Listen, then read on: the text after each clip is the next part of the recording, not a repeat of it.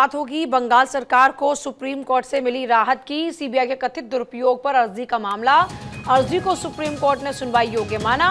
ये बड़ी खबर है इस वक्त की, बंगाल सरकार को सुप्रीम कोर्ट से मिली है ये बड़ी राहत। सीबीआई के कथित दुरुपयोग पर अर्जी का ये मामला है, अर्जी को सुप्रीम कोर्ट ने सुनवाई योग्य माना।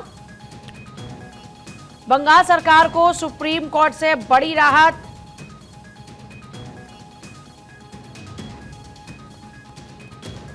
अर्जी को सुप्रीम कोर्ट ने सुनवाई योग्य माना। और सुमित मेरे साथ इस वक्त। सुमित, ज्यादा जानकारी आपसे चाहेंगे।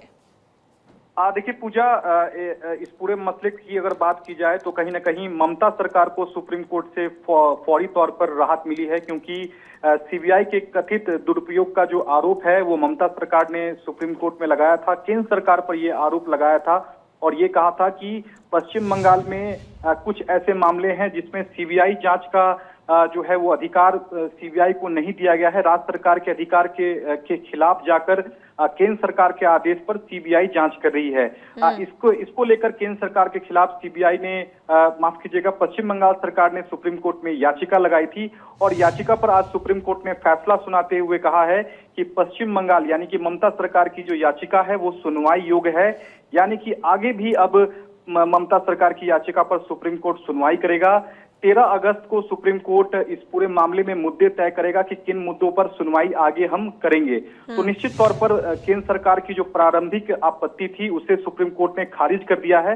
तो केंद्र सरकार के लिए एक झटका के तौर पर कहा जा सकता है, लेकिन ममता सरकार के लिए फौरी तौर पर सुप्रीम कोर्ट से राहत मिली है, क्योंकि यहाँ राज्य सरकार का सीधे तौर पर कहना है कि कुछ ऐसे मामले हैं जिसमें राज्य सरकार ने प्रतिबंध लगा रखा है, लेकिन इसके बावजूद भी सीबीआई जो है वो पश्चिम बंगाल में सीबीआई जांच कर रही है, जो कि गलत है। और जस्टिस बीआर गवई की बेंच ने कहा है कि ममता सरकार की जो याचिका है वो मेंटेबल है, यानी कि सुनवाई योग्य है।